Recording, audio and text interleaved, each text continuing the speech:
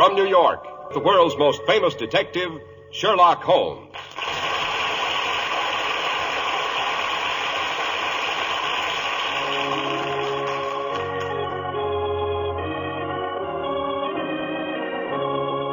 Our stories are based upon the character of Sherlock Holmes, created by Sir Arthur Conan Doyle. Sherlock Holmes is portrayed by John Stanley, Dr. Watson by Alfred Shirley, and the dramatizations are by Edith Meiser.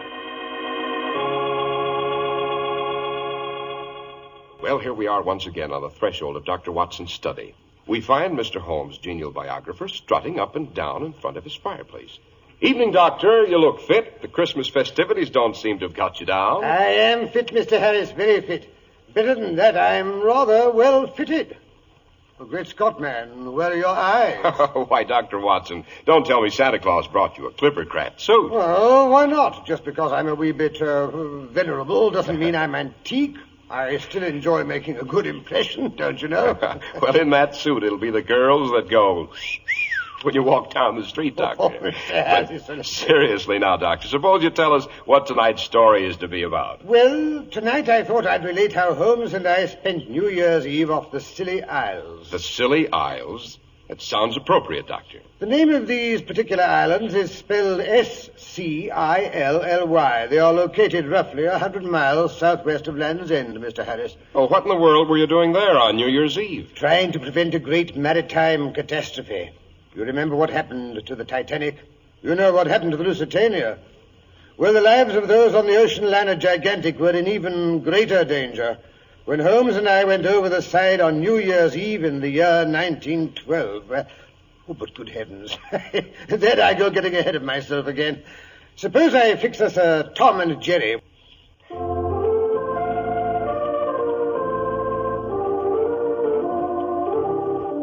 And now, Dr. Watson, to return to the New Year's Eve you and Sherlock Holmes celebrated on the good ship Gigantic. Yes. Here's your Tom and Jerry, Mr. Harris. Thank you, Be Doctor. careful, don't burn yourself. Yes, it was probably the most hectic New Year's Eve I've ever experienced. Nothing is as terrifying to a seafaring man as the thought of fire aboard ship, the panic, the isolation. Oh, but that's neither here nor there. Yes, let me see. It was the last day of the year 1912. Its inception was sufficiently placid, I must say. A light snow was falling as Holmes and I seated ourselves on either side of a well-filled breakfast table. The flames of our sea-coal fire reflected themselves cheerfully in the generous coffee pot. The whole house was filled with the pleasant aroma of the stuffing Mrs. Hudson was preparing for our New Year's goose. Suddenly there came a frantic jangle at the front door bell.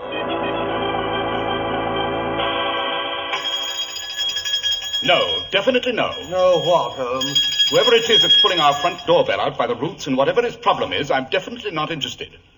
Yes, Watson, being the world's greatest consulting detective has its disadvantages.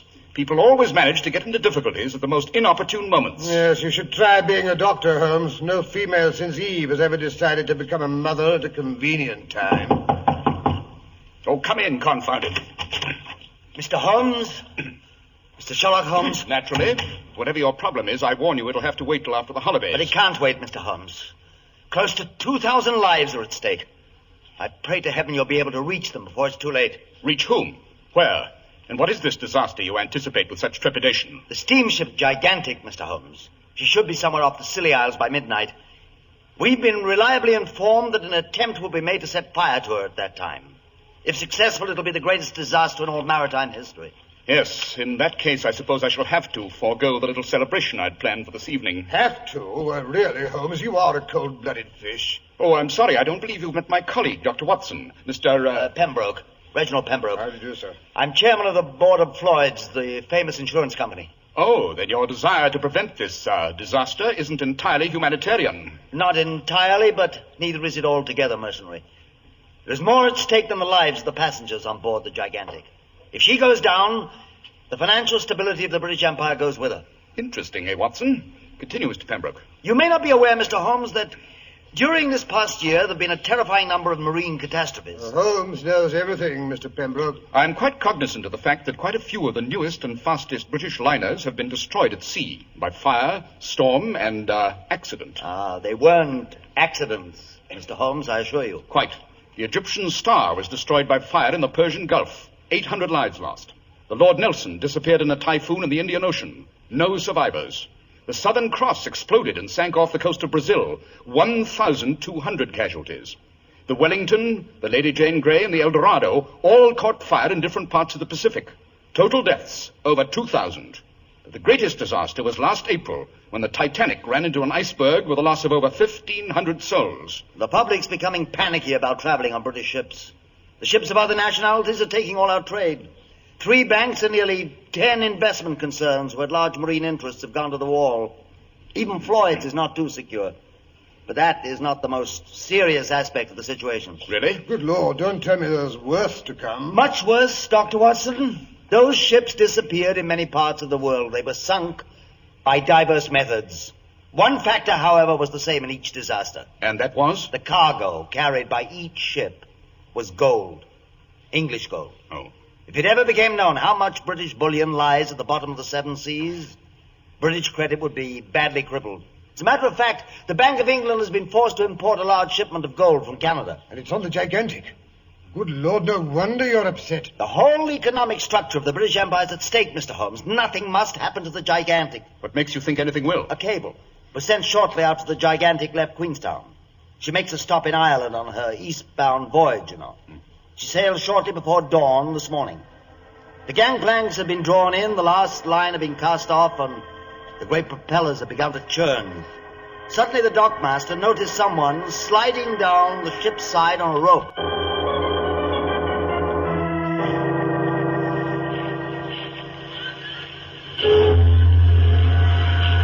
Hi, look up there, sir. Some fool's climbed over the side. He's coming down on a rope. Go back, you fool, go back. You'll be killed. He'll never make the dock. He'll fall in the water and be swept under the ship. No, he's pushing the rope away from the ship with his feet. He's swinging out. He's going to jump.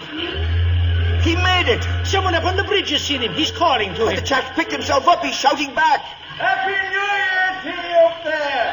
Happy New Year! In hell! Good Lord, I know the man, sir. It's Smoky Joe, the firebug. If the Gigantic don't catch fire between here and Southampton, I'm a Dutchman.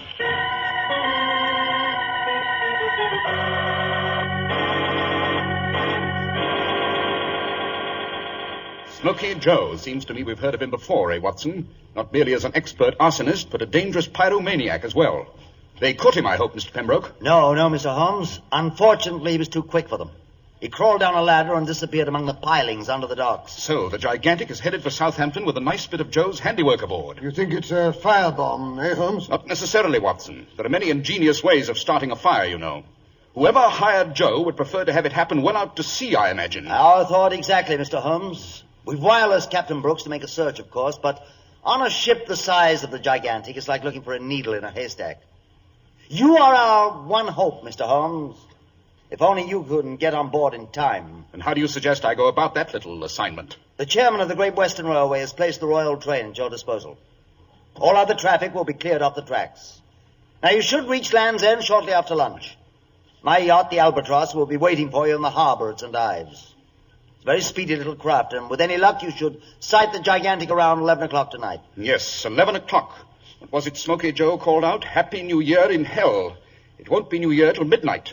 If we reach the Gigantic by 11, we may just possibly be in time.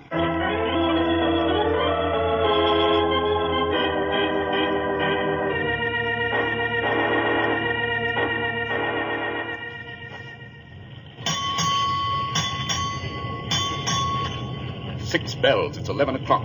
Confound this fog. We've had to reduce our speed to half. Oh, we'll never catch up to the Gigantic now, Holmes. Nonsense. She's had to slow down, too. I only hope we don't miss her entirely in this fog. I don't really care. You don't sound very fit, Watson. What's up? Do you have to use that unfortunate expression? Don't tell me you're feeling squeamish. It's this confounded roll. I can stand a good brisk sea, but this bobbing about in a teacup. Pity I didn't bring the Mothersil's seasick pills. Oh, Mother says, there's only one remedy for this sort of thing. What's that? Staying on shore. Jolly way to spend New Year's Eve, this is. Who do you suppose is responsible for these confounded sinkings, anyway? Mr. Pembroke seems to feel it's a foreign plot. The Middle East European shipping industries benefit the most, of course. Holmes, did you hear that? By Jove, yes. Sounds like an ocean liner, right enough. Yes, we're signaling her.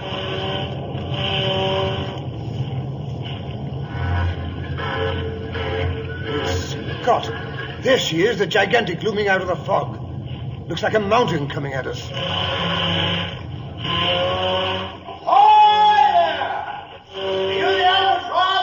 Yes, Sherlock Holmes and Dr. Watson coming aboard.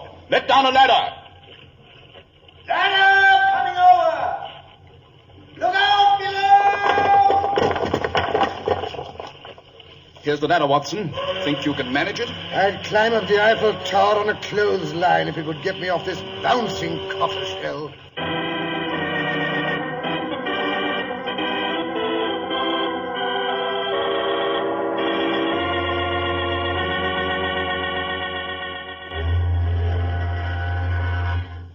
Quite an impressive array of instruments you have up here on the bridge, Captain Brooks. Yes, Mr. Holmes. On the Gigantic, we have the latest of everything. And none of it's any real use in case of fire.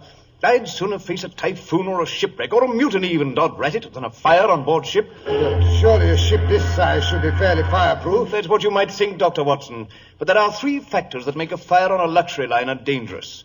First, there's all the confounded ornamental woodwork that's used in a passenger construction. Second, there's the fact that once a fire gets a firm hold, it's fed by drafts that rush through the ventilating system. And third, there is the element of panic. Nothing makes people behave more like wild beasts quicker than the cry of fire. In case of fire, you have, of course, an alarm system. Oh, we have the old-fashioned system of bells, and also something rather recent.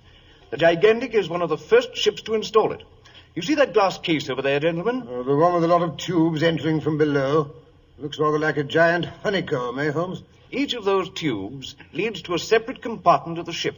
The instant a fire breaks out anywhere, smoke is immediately drawn up into the glass case. I've stationed a sailor to watch that case. Believe me, gentlemen, the first wisp of smoke, we shall know it. Yes, undoubtedly very helpful, Captain Brooks, in the case of an ordinary conflagration.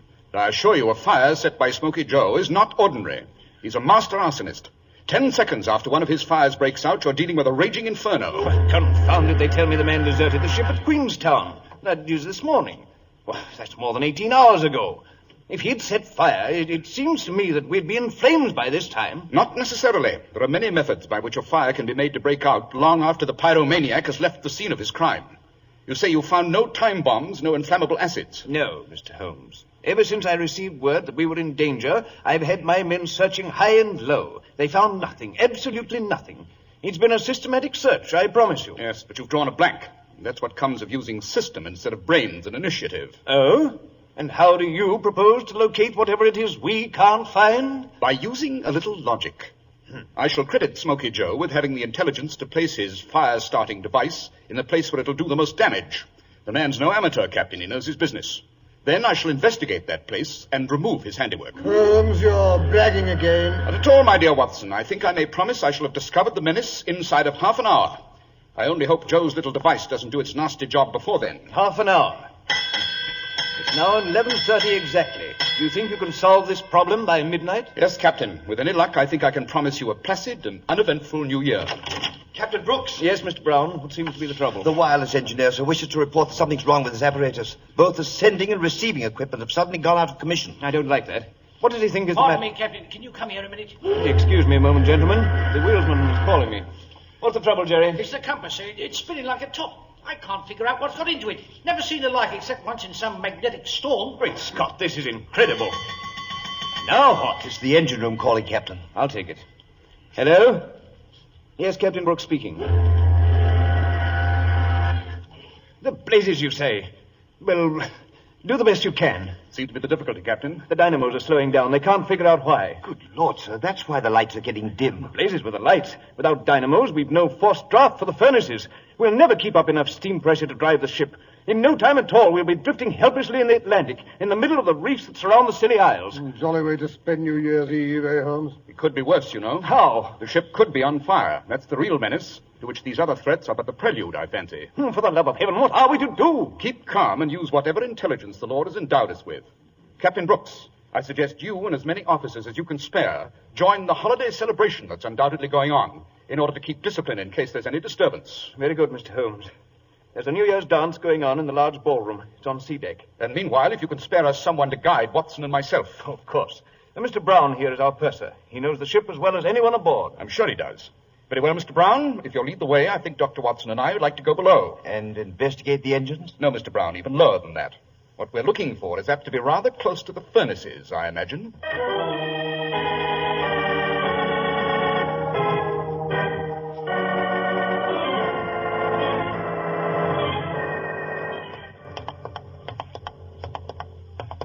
Oh, these iron stairs that go round and round to make me dizzy.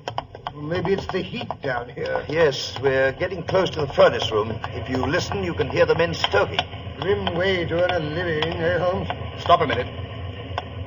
Where does that lead, Mr. Brown? That small corridor with a heavy metal door at the far end. Oh, that's the bullion room, sir, where the gold is kept. Very interesting. Suppose we take a look, eh, Watson?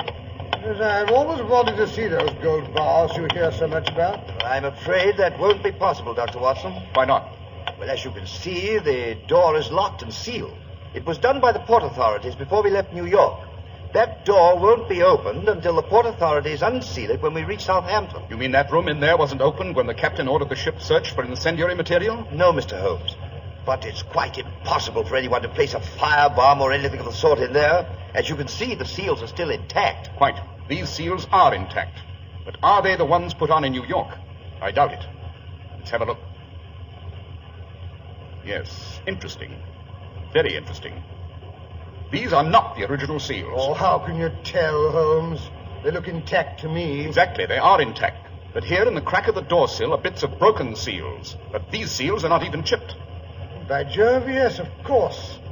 The original seals were hacked off and then replaced after someone had finished picking the lock and robbing the room inside. I doubt if robbery was the motive, Watson. Well, for what other reason would anyone want to break into a room full of gold bullion? It all depends. What lies directly below that room, Mr. Brown? Well, let me see. Well, nothing of any great importance, Mr. Holmes. Just the coal piles. The coal piles? Good Lord. I think we shall have to break the seals again, Mr. Brown. Here, Watson, help me. But the door is locked, Mr. Holmes. Even after the seals have been removed, we shall have to get the key from the captain. No time for that. Hand me my burglar tools, Watson. Very well.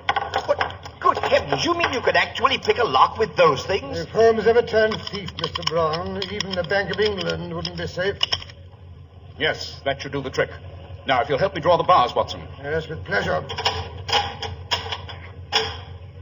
Well, there you are, Holmes. Now, let's see. Say, it's black in there, isn't it?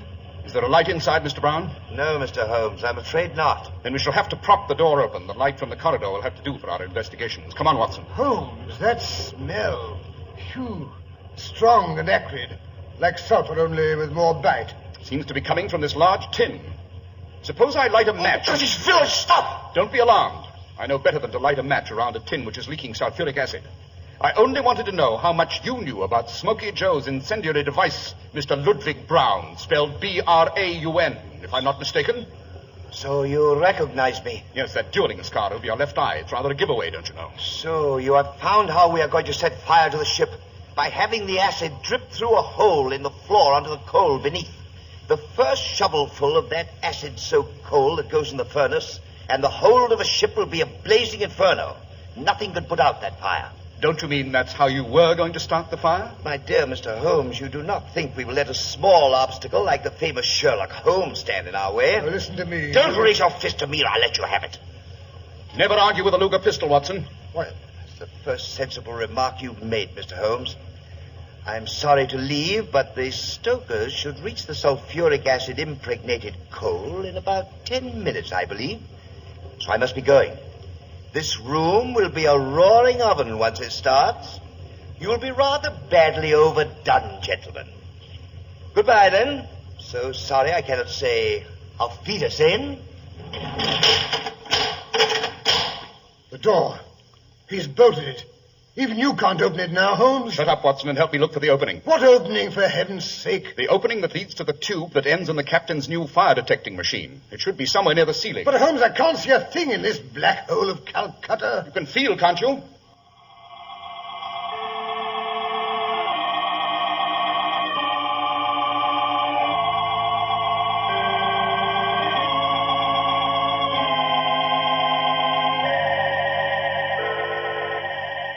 Not a thing, Holmes. The wall on this side of the room, it's as smooth as an egg. Confound it, if we could see for half a minute, it would... Hello, I've got something. Yes? Yes, a small grating here in the upper corner. This must be it. Now, if we can make a smudge of some sort. Watson, bring me a piece of paper. Paper? Where would I find a piece of paper? Then bring me anything I can burn. A bit of cloth, a piece of... Yes, by Jove, rope. Bring me a piece of the rope that's tied around one of the boxes that contain the bullion. Very well, if I can find the box that... Oh! Now what? I found it. Confound it. The knots are tied so tight I Blazes with knots. Cut the rope, Watson. Use your pocket knife. Oh, very well. There you are, Holmes. It's a short length, I'm afraid. I only want enough for a smudge. Nothing like a bit of hempen rope to... Holmes, for heaven's sake, you're not going to set a match to that thing in here. There'll be an explosion. Have to take the chance, Watson. With any luck, the sulfuric acid fumes won't be too concentrated up here near the ceiling. Well, here goes. 1, 2. Now, if we can persuade the rope to smolder. Yes, there she goes. Certainly makes plenty of smoke, eh, Holmes? The important thing is being drawn up through the grating. How long before they come to investigate, do you suppose? It all depends on the mental acumen of the sailor who's watching that fire-detecting machine. Well, let's hope he's brighter than he looks. It may be my imagination, but it seems to me I can feel the metal flooring under my feet beginning to get hot.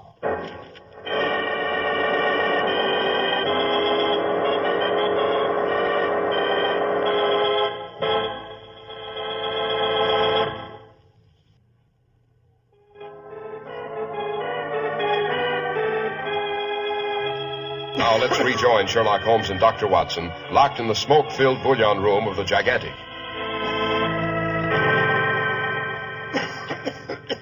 Good Lord. How long does it take for them to get us out of here? That smoke's suffocating. Calm yourself, Watson. It can't be more than 3 minutes since we lit this smudge. Yes, I can hear someone running down the iron staircase. I can't hear a blasted thing. How do you... Hello! Hello in there! Get us out! We're in here! Open the door! What a relief. How in thunder did you two get locked in here? What's all the smoke? No time for explanations, Captain. Stop them stoking the furnaces. Flood the coal piles with water. They've been soaked with sulfuric acid. Good Lord. Benjar! Gates! Stop the firing! Stop the pumps in the engine room! Well, that's that, Holmes. What do you suppose has become of that dastardly purser?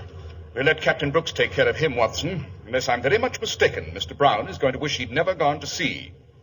Well, come along, let's go upstairs and join the festivities. I think we rate a bottle of champagne. Well, to blazes with the champagne, I need a double brandy.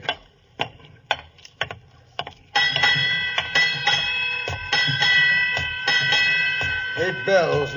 Let's see, that would be... Midnight, Watson. Happy New Year, old fellow. Happy New Year, Holmes, and many of them.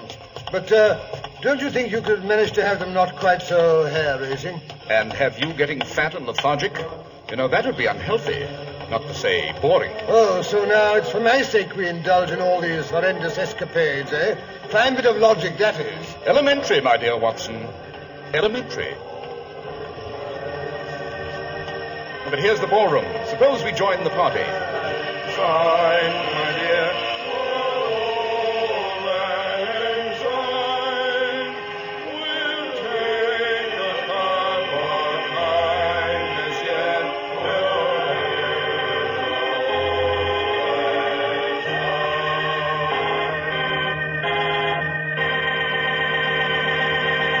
Well, Dr. Watson, that was an exciting way to spend New Year's Eve. It was a bit too exciting, Mr. Harris, if you ask me. Doctor, did they catch the purser? Oh, they did indeed. Mr. Brown and 5 of his accomplices were thrown in the brig. That was the end of the disasters in the British Maritime Service. When did Holmes first suspect the purser was the villain of the piece? When he came onto the bridge and threw his overcoat on a chair near to the compass, whereupon the compass went berserk. Holmes immediately suspected the coat contained a powerful magnet of some sort. And was he right, Doctor? My dear Mr. Harris, was Sherlock Holmes ever wrong? But come, fill your mug and let us wish our radio friends a prosperous, happy, and peaceful New Year. Indeed we do, Doctor.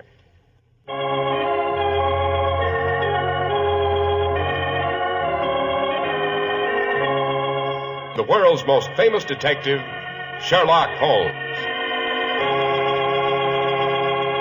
Sherlock Holmes is produced and directed by Basil Lochran, with special music by Albert Berman.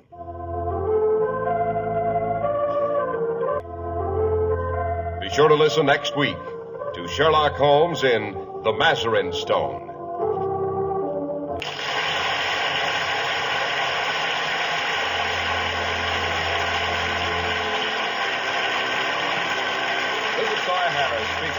Wishing you a happy and prosperous new year from all of us at Infiltrating. This is the world's largest network serving more than 450 radio stations and mutual broadcasting systems.